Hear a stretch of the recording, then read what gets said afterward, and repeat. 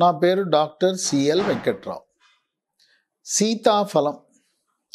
సీతాఫలం పండు మనకు శీతాకాలంలో అందుబాటులోకి వస్తుంది. చాలా తీయగా ఉంటుంది. ఇది అందరూ ఇష్టపడతారు. కానీ సీతాఫలాన్ని షుగరు వ్యాధి ఉన్నవాళ్ళు మాత్రం తినద్దు. సీతాఫలము తినటం వల్ల 10 రకాల ఆరోగ్య ప్రయోజనాలు ఉన్నాయి. ఒకటి, దీంట్లో సమృద్ధిగా పీచు పదార్థం ఉండటం వల్ల జీర్ణశక్తి మెరుగుపడుతుంది. మల విసర్జన సాఫీగా సుఖ విరోచనానికి దారితీస్తుంది. అజీర్ణం లేకుండా కాపాడుతుంది. ఈ పీచు పదార్థం వల్ల మలబద్ధకాన్ని నివారించి మొలలు రాకుండా కాపాడుతుంది. మలబద్ధకాన్ని నివారించటము ద్వారా పెద్ద పేగు క్యాన్సర్లు కూడా నివారించవచ్చు. ఇక 2, గుండె యొక్క ఆరోగ్యాన్ని కాపాడుతుంది. దీంట్లో మెగ్నీషియం అనే ఒక ఖనిజ లవణం ఉండి దాని ద్వారా గుండె కండరాల యొక్క పనితీరుని మెరుగుపరిచి హార్ట్ అటాక్, గుండెపోటు రాకుండా నివారించి గుండె కండరాలకు కరోనరీ ధమని ద్వారా రక్త ప్రసరణ పెంచుతుంది. ఇక 3, వెంట్రుకల యొక్క ఆరోగ్యం. తలపైన వెంట్రుకలు నల్లగా, ఒత్తుగా, పొడుగ్గా అవి ఉండటానికి కారణం దీంట్లో విటమిన్ ఏ ఉంటుంది, విటమిన్ B6 ఉంటుంది. తర్వాత ఈ చుండ్రు కూడా రాకుండా నివారిస్తుంది. ఎవరైనా వెంట్రుకలు రాలిపోతున్నప్పుడు ఈ సీతాఫలం సేవించడం ద్వారా ఆ వెంట్రుకలు రాలటం అనేది ఆగిపోతుంది. 4, రోగ నిరోధక శక్తిని పెంచుతుంది. సీతాఫలము ఇమ్యూనిటీ బూస్టర్లా పనిచేస్తుంది. దీంట్లో సమృద్ధిగా ఉండే విటమిన్ సి శరీరంలోకి బ్యాక్టీరియా, వైరస్, ఫంగస్ ప్రవేశించకుండా కాపాడి అంటువ్యాధులు రాకుండా నివారిస్తుంది. కోవిడ్ మహమ్మారి శరీరంలో ప్రవేశించకుండా కూడా కాపాడుతుంది. 5, రక్తపోటు ఉన్న వాళ్ళకి ట్యాబ్లెట్లతో పాటు సీతాఫలం తింటే బీపీ, రక్తపోటు నియంత్రించబడుతుంది. ఈ సీతాఫలంలో పొటాషియం అనే ఖనిజ లవణం బీపీని నియంత్రిస్తుంది. 6, సీతాఫలంలో విటమిన్ B6 సమృద్ధిగా ఉండటం వల్ల మెదడు యొక్క పనితీరుని మెరుగుపరుస్తుంది. జ్ఞాపక శక్తి, మేధో సంపత్తి, మెదడు పనితీరు బాగా మెరుగుపడుతుంది. పిల్లలు సీతాఫలం తింటే వాళ్ళ యొక్క జ్ఞాపక శక్తి పెరుగుతుంది.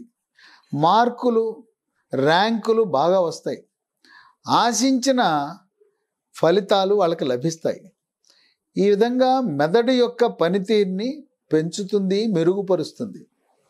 7, ఈ సీతాఫలంలో ఉండే విటమిన్ సి వల్ల శరీరములో క్యాన్సర్ కారకాలైన ఫ్రీ రాడికల్స్ యొక్క ప్రభావాన్ని, పరిమాణాన్ని తగ్గించి క్యాన్సర్లు రాకుండా నివారిస్తుంది.